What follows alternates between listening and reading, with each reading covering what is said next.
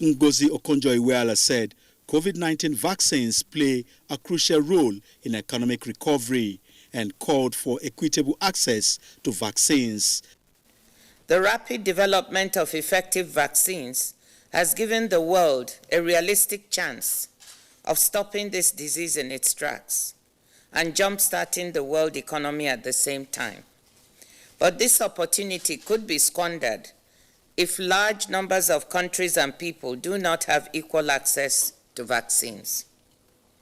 A rapid, global, and equitable vaccine rollout is the best stimulus plan we have for the strong and sustained economic recovery that we all need. The Apex Trade Organization said COVID-19 remains the biggest threat to trade, and the recurrence of the pandemic can easily disrupt the trade recovery. Adebola, Brooklyn Sunday, NTA News. Ongoing trial shows that Pfizer COVID-19 vaccine is effective against the South Africa COVID-19 variant, as African Union calls for urgent action after Mozambique attack. Joyce Ometu has details on Global Update. Pfizer and BioNTech says that the vaccine is highly effective against the South African variant of COVID-19. In a statement, the company said the latest phase of ongoing clinical trials reveal that no cases of the disease were observed in participants who had received their second dose. Meanwhile, recent discussions between the president of Madagascar, Andry Rajoelina, and members of the country's National Academy of Medicine have resulted in the decision to have the nation officially join the WHO-led COVAX program in a move to procure COVID-19 vaccines for Madagascar's population. This decision, they say, will however not affect the ongoing distribution of the local controversial anti-coronavirus remedy, COVID-19 organics. From Europe, the World Health Organization has criticized the rollout of coronavirus vaccines in that region, describing it as unacceptably slow. The United Nations Health Agency says 10% out of Europe's total population of 900 million have received one dose of COVID-19 vaccine. Data shows that Brazil has suffered its heaviest month of COVID-19 losses, as 67,000 deaths were recorded in March. 3,950 deaths were also recorded on Wednesday, with experts warning that the situation will deteriorate further in April. Meanwhile, global fatality figure has risen to 2.8 million out of the 129 million cases on record. This is just as total positive cases in Nigeria rose to 162,891 on Wednesday. In other news, the African Union has called for urgent and coordinated international action after an attack by fighters that killed dozens and uprooted thousands in the northern Mozambican coastal town of Palma. In another development, the foreign ministers of Egypt, Ethiopia and Sudan will meet in Kinshasa from Saturday for talks on the controversial Grand Ethiopian Renaissance Dam on the Blue Nile. Officials at the Foreign Ministry and Presidency say the three-day meeting will be hosted by President Felix Tshisekedi, who took over the chair of the African Union last month. And that ends this segment. I am Joyce Ometu. Thank you, Joyce. And back home in Nigeria, the Federal Ministry of Agriculture has destroyed donkey skin worth more than 67 million naira, confiscated from people who engage in illegal hides and skin business. Musa Baba Ali reports that the skins were impounded during a raid on hideouts used to store the skins for trafficking out of Nigeria. There have been global concerns over donkeys going extinct, considering the way the animal is being killed for their skin or meat. Here in Nigeria, it has been estimated that over 60% of donkey population has been killed for their skin.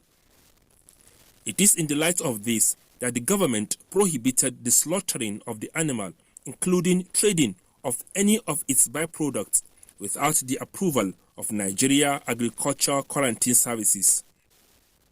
Various security agencies to intervene, not negatively, for the quarantine to achieve this aim. And these 1,500 pieces of donkey skin being destroyed were confiscated from merchants by government officials in Gwagwalada, Abuja. Musa Baba Aliyu, NTA News. President Muhammadu Buhari has written the Senate to confirm Justice Salisu Garba Abdullahi, who has been in acting capacity as the substantive Chief Judge of the High Court of the Federal Capital Territory, Abuja. In a statement signed by the Special Advisor to the President on Media and Publicity, President Buhari made the request pursuant to Section 256, subsection 1 of the 1999 Constitution of the Federal Republic of Nigeria as amended. In the letter dated April 1st, 2021, the President urged the Senate to do the confirmation in the usual expeditious manner.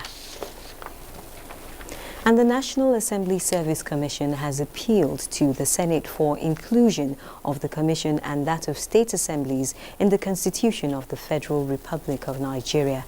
This appeal was made to the Senate Committee on Establishment and Public Service during its oversight to the Commission.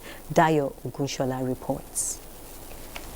The National Assembly Service Commission is an agency established to build a workforce that will provide support and expertise to legislators with a view to meeting the challenges of legislation in democratic governance. The oversight by Senate Committee on Establishment and Public Service to the Commission, therefore, is to appraise its challenges and the way forward. If we can hand over the building before we leave as commissioners, I think that would be a great pride for us, Your Excellency. So we need your support in that direction. Final areas where we require intervention, as I mentioned earlier, is the inclusion of the National Assembly and the State Assembly Commission into the Constitution. Members of the committee acknowledge the reforms already brought to bear on the Commission by its new management. This issue is being raised, we want to say, at the appropriate time. Some of us here are members of the Constitution Review Committee. You said you have made the submission. We will check at the Secretariat to ensure that your submission really is put on the table. It pays us in the National Assembly to support this commission. You know, your comfort is our comfort. Okay, if you are comfortable to do the job, you are complementing and you are assisting members of the National Assembly. The committee was also at the Pensions Transitional Arrangement Directorate, where the Executive Secretary availed the chairman with details of efforts to reposition the agency for optimum performance. In Abuja, Dayo Ogunshola, NTA News. On the security front, an Alpha jet belonging to the Nigerian Air Force, NAF, has gone missing while conducting a mission. In a tweet by the NAF Director, Public Relations and Information, Air Commodore Edward Gabwet, the incident occurred on Wednesday night at one of the theaters of operation in northern Nigeria. The Nigerian Air Force says it is currently conducting a rescue mission for the pilots. The Alpha jet is a light attack and advanced trainer aircraft which has played a significant role in counterinsurgency missions under Operation Laifia Aduli in the northeast. Meanwhile, the Minister of Defense, Major General Bashir Salihi Magashi, says provisions of the 2020 and 2021 budgets are accelerating the efforts of the federal government towards achieving a highly organized armed forces. This was his assertion while receiving the Senate Committee on Defense on a two-day oversight. National Assembly correspondent Abdullahi Aminu reports. Status of allocations for capital projects and successes recorded so far in the fight against insurgency were the areas that the minister explained. We give them answers with a view to improving the security situation in the country. The main question is now security challenges. But along the way, we also discussed budget matters, budget from the previous years, current year, and so on. At the Defense Research and Development Bureau, the senators were briefed on processes towards attaining maximum operational competency of the armed forces. The money has been very well spent, and for the things that we are doing, a lot has to do with helping to solve a lot of the problems that our troops are facing in the northeast, in the northwest, north central, in the issues of insurgency, banditry and all. The commercial technology, the modification you are talking about, The armed forces is already doing a lot on that, sir. Benchmark what we are supposed to do and correct us and help us where necessary.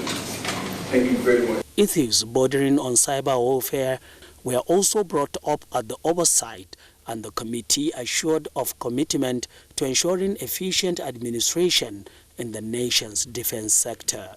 In Abuja, Abdullahi Aminu, NTA News. Now, good news for the media and manufacturers alike, as the digital switchover team is putting up a proposal to the Federal Ministry of Industry, Trade and Investment to ask for a reduction in the tariff in raw materials for the manufacturing of the set-top boxes and other components in Nigeria.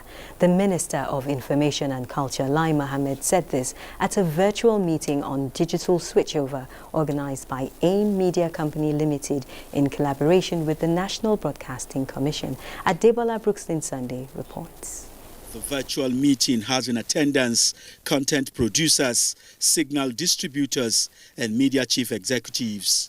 Minister of Information and Culture Lai Mohammed said federal government will also support channel owners and content providers. Very soon, APCON and the National Broadcasting Commission will sign an MOU on zero advertising debts to ensure that revenue from advertisers goes to the media owners. Chairman of DigiTeam, Edward Amana, is optimistic that the switchover will have positive impacts on the nation's GDP. Totality of 168 megahertz UHF spectrum has the potential to fetch the country minimum $2.35 billion. Director General of NTA, Yakubu Ibn Muhammad, in his submission said NTA remains a critical stakeholder in the value chain of the switchover. I can confidently say that the NTA can claim to have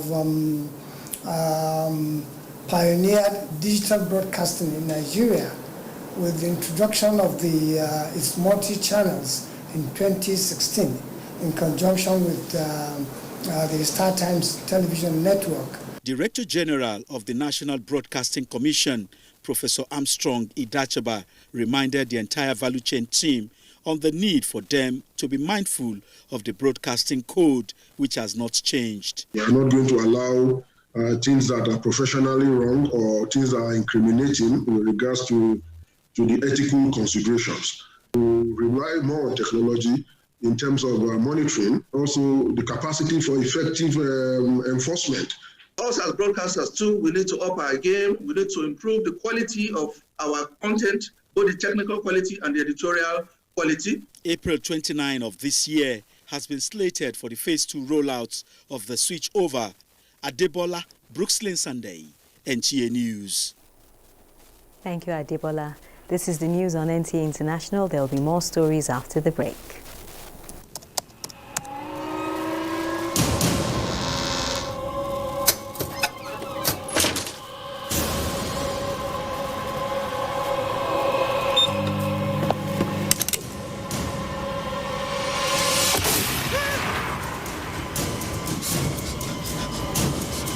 Experience unlimited super-fast internet access from Intel 4G. Intel. Live more. Thanks for staying with NTA International.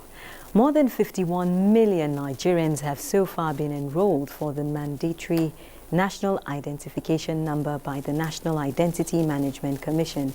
The Minister of Communications and Digital Economy, Dr. Isa Ali Ibrahim Pantami, stated this while giving an update on the enrollment exercise. State House correspondent Adam Usambo has details. Today we live in a country where our population is being estimated by saying plus minus 10 million. Are you happy with this?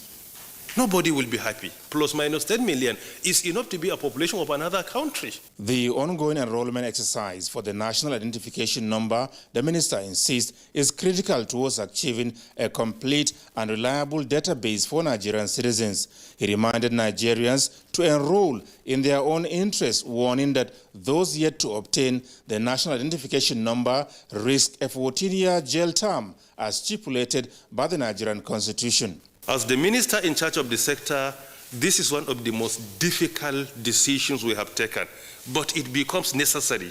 in order to ensure we contribute our quota in making our country safe and secure for all. The minister said for citizens to conduct certain activities or enjoy government services, including obtaining voters' cards and opening a bank account in the country without the national identification number, is an offense. Mr. President has appointed me to ensure laws and policies of government are implemented.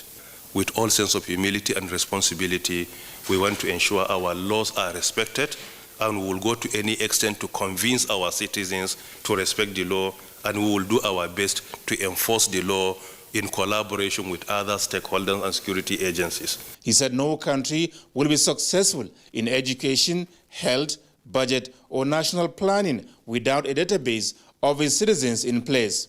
The Director General of the National Identity Management Commission, Aliyu Abdulaziz Abubakar, reacts to alleged widespread extortion of enrollees by the registration officials and touts. NIN is free, and it is free for all citizens, therefore that nobody should pay any person. So, and you know it is a crime from the giver and also the taker. All our staff that are found wanting, we discipline them, but we are not in charge of what happens outside the centers. If there are touts, the security agencies are also working on that, and they have been catching a lot of people. So my advice is for people to resist, because enrollment is free. And even the private sector people that have been engaged now, it's government that is going to pay them for the activities that they do. The Ministry of Communications and Digital Economy expressed the belief that at the end of the registration exercise, each and every SIM in Nigeria will be attached to its rightful owner. From the State House, Adam Musambo, NTA News. The Nigerian Association of Resident Doctors has begun an indefinite strike after consulting with its Congress.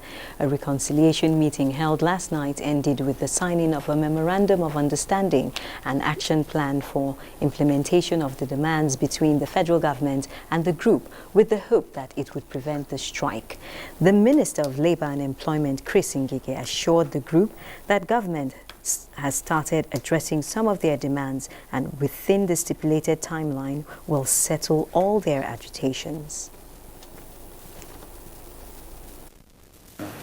Government has moved proactively to address most of the issues ahead of your coming. In lower parlance, what we have done here today is that we have arrested their disputes, and we're addressing them, and we're happy that you understand. So I give you assurance that most of the things written here will be done. NARAD is fighting against non-payment and non-recruitment of house officers, abolishment of bench fees, non-payment of national minimum wage and hazard allowance.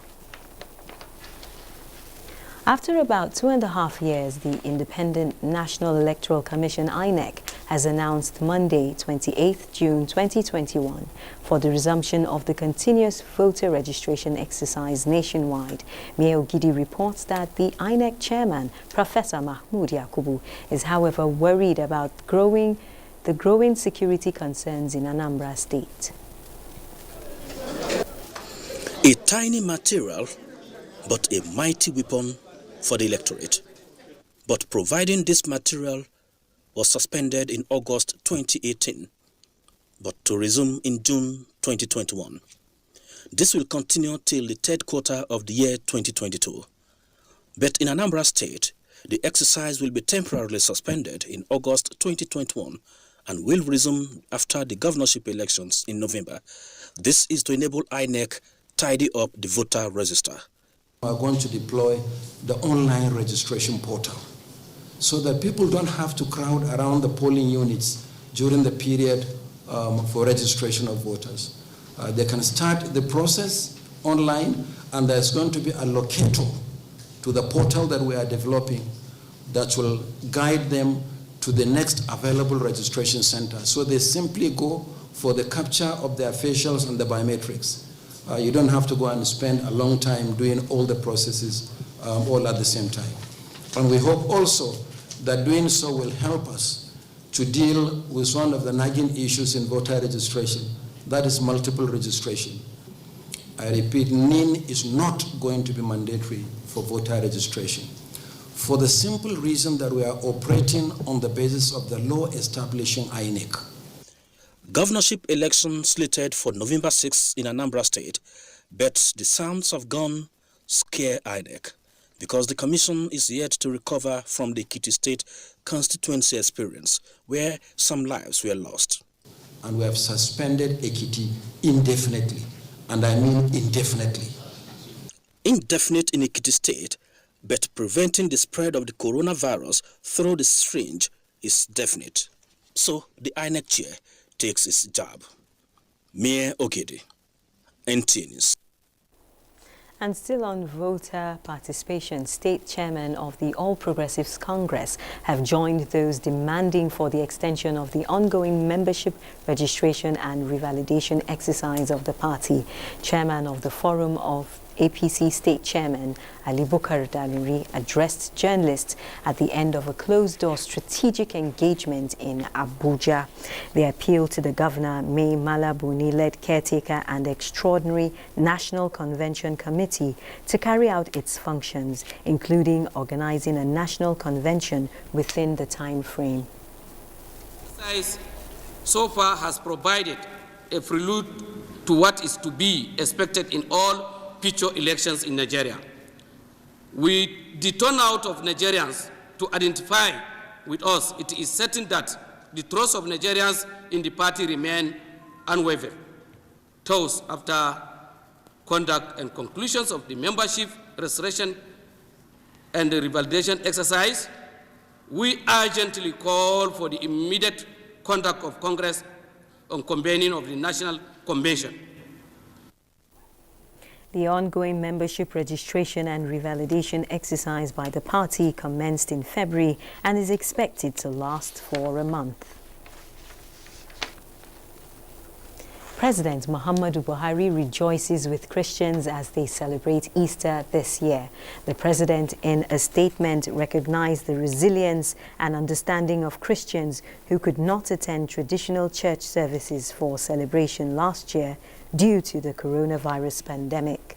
He therefore expresses delight at the opportunity for brethren to congregate and worship together cautiously. President Buhari reminds Christian faithful that Easter is an opportunity to renew hope and faith, show love and appreciation to one another. He says that government will continue to ensure that the weak, the poor and the underprivileged are not abandoned. The president acknowledges and appreciates the sacrifices of frontline doctors and nurses for their efforts at keeping the population healthy in the face of COVID-19. President Buhari also commends law enforcement and military personnel who continue to confront evil-minded individuals through the darkest of nights to keep Nigerians safe. And up next is Sports Update.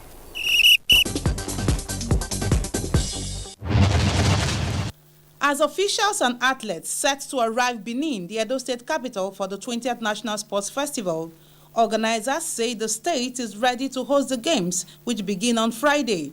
About 8,000 athletes and officials are expected to take part in 29 games between 2nd to 14 April.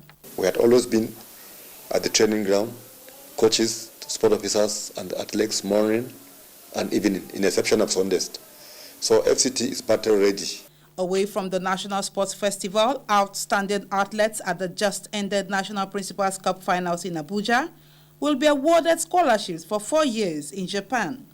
There are plans to have more events and more schools compete in the next edition of the championships. They can still go further to the university level and come back home to represent the country in any sports. Ahead of the 2023 FIFA Women's World Cup, World Football Governing Body FIFA has announced 9 stadiums that will be used in the first FIFA Women's World Cup to be co-hosted by Australia and New Zealand. In tennis, it was a sad day for world number 2 Naomi Osaka after her 23-match winning streak came to an end at the quarterfinals of the Miami Open. The Japanese tennis star lost 6-4 to Greek's 23rd seed, Maria Sakkari. Osaka's defeat leaves her unable to regain the world #1 ranking from Australia's Ashley Barty. With sports updates, Tamara Ebiwe, NTA News. And Sports Update concludes the news on NTA International. Thank you for watching, as Shegun would sign, and remember to connect with the NTA to stand against rape and rapists. I'm Naja'at Tijani with Shegun Ajayi.